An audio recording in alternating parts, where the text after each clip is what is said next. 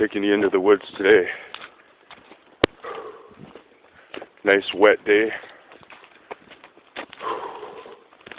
I'm gonna go get a fire started. Maybe somebody will learn, want to try it out for themselves.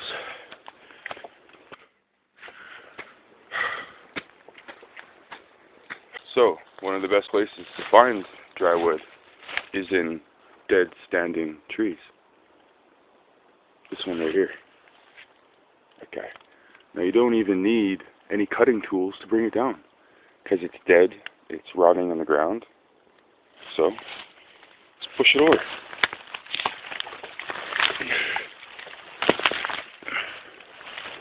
You gotta be careful of the top though, because sometimes it'll want to break off and might come crashing down on your head or stabbing into your neck.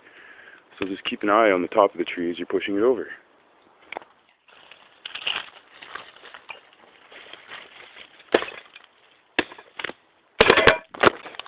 The wood, that hunk of cedar, it's nice and dry inside because its bark still sheds water, and you know, dead trees, they have to dry out at some point, even if it's raining out every day. There you see it, about a 6-foot chunk of cedar, just for demonstration.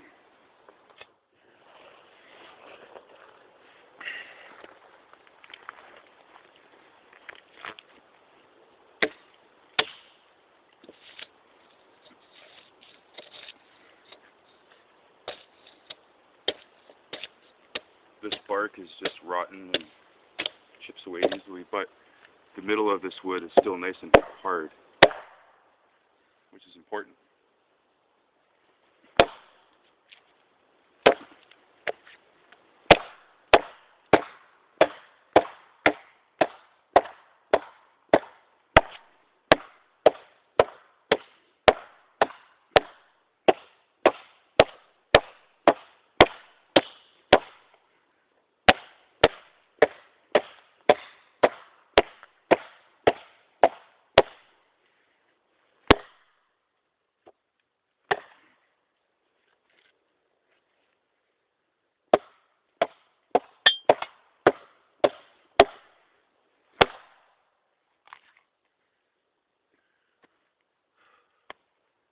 So just chunk them out like that, unless you got a saw.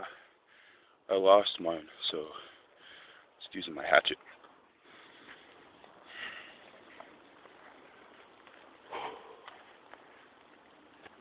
So now I'm splitting open the thickest part of the trunk that I took down there. I want to split it open to get right at the very center of that tree where it's nice and dry. So you obviously first want to start making some kindling.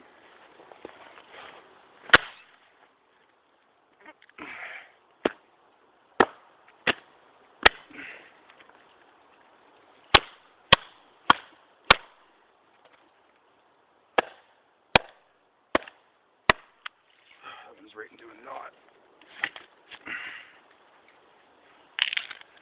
But you do want to pull off that wetter outer shell, because right in here is like bone dry. It's perfect.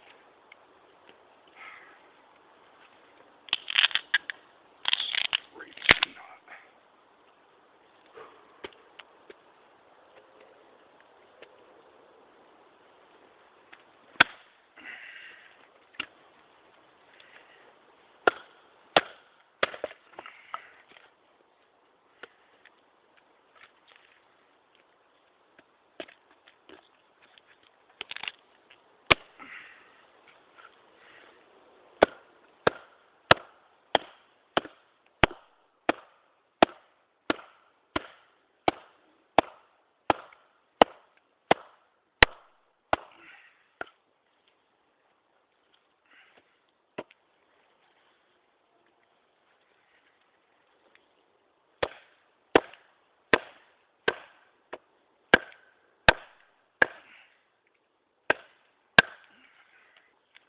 That was right through a knot.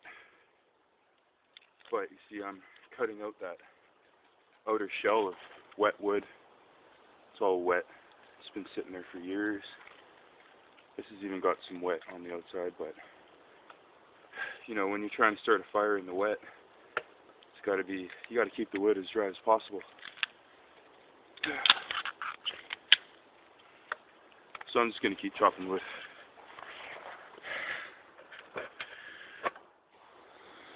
Okay, so I've got a fair bit of wood cut up. I would normally have a lot more set up than this, but this is just for a demonstration. So I've got some really nicely chopped kindling there, real thin. And then it kind of moves up in sizes from there. There's a medium size. Because you want to build a fire, right? You got to provide a good base for the fire to burn. After that, you can throw pretty much anything on there that's dry, or even wet sometimes. As long as it's got a good set of coals, it'll burn. So I've got fine, medium, and then I move up into these. Well, these medium-sized ones will, you know, turn into pretty good coals, so that these, you know, half rounds and quarter round chunks I have, some more quarter round and half round, they'll light on fire. And that's what you need, is good size chunks of dry wood burning. That's what keeps you warm, if you didn't already know that. So now you've got all your kindling and whatnot. Take a sharp knife and you make really fine shavings. I usually try and cut the shavings so that they get stalked. You stalk them so that you can build up kind of a stick of just pure shavings. I don't know if I'm filming that very well, but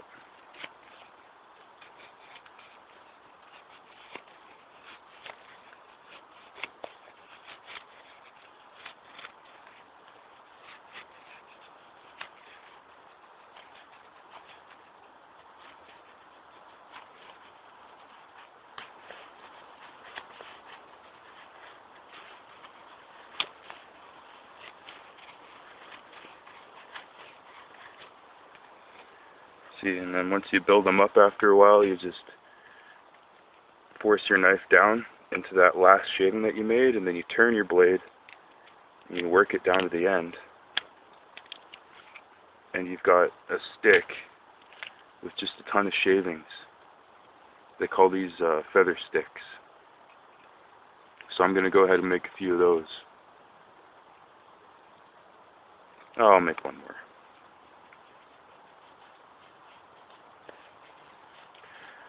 My knife is a Mora knife.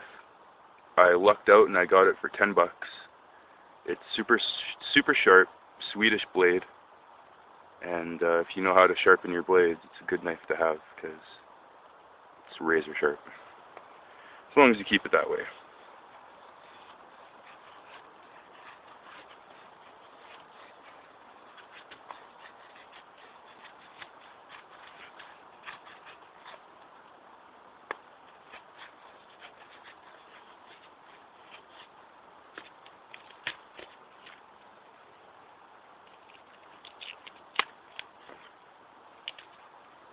It's basically just a feather stick with a hunk of kindling at the end. So if you make about 4 or 5, 6, as many of these as you want, you can never make too few, because, or too many I should say, because the more you work towards building a fire, the better chance you have of starting one. So I'm just going to keep making those. Okay, so what I've done is I've made my shavings. Probably not as many as I would like to, but I'll try it anyway. But also is, I'm in a forest with a lot of peat, you know, like sphagnum moss.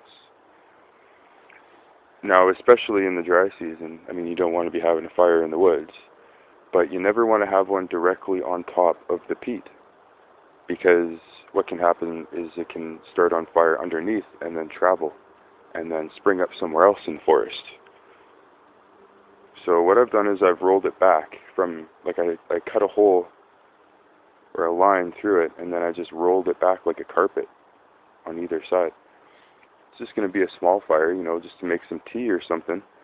But by doing this, I allow myself to put out the fire and then roll the peat back over top of the fire pit, basically concealing the fact that I even had a fire here. So I'm going to just try it out and see if I can get this thing going.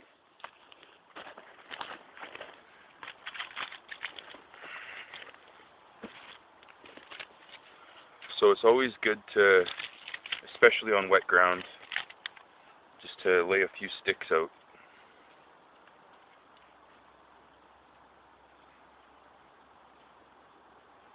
Don't want to use so many because I want to get the fire going, so I'll just break it in half.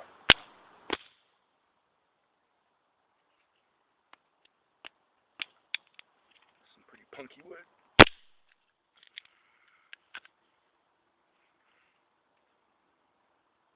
So by starting this on top of these dry sticks, there's airflow underneath. Right? Let's level that out better.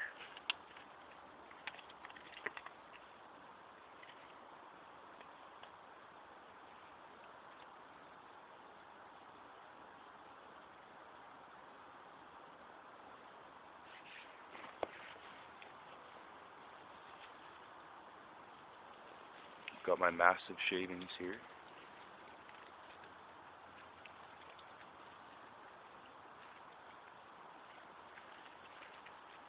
All these feather sticks.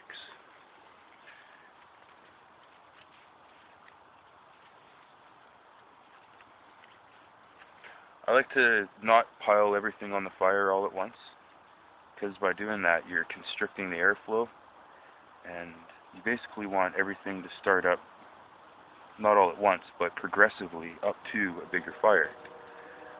So I've got a few shavings here I'll just light up. Now of course I'm just using my lighter. I mean, I'm not making a bow drill or whatever, but I could. I just don't have a good enough camera for that, I don't think. So I'll start with a few shavings, and they'll just light right up, because they're dry, bone dry in this wet forest.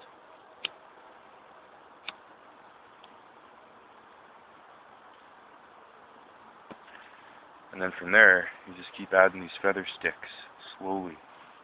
Just let them get caught on fire first.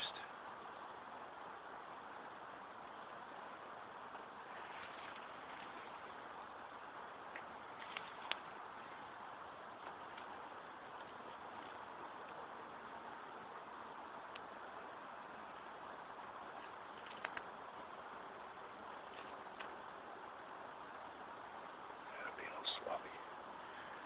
So now you want to take some fine kindling and put that on top of that. I like to stand it up as kind of like a little pyramid hut.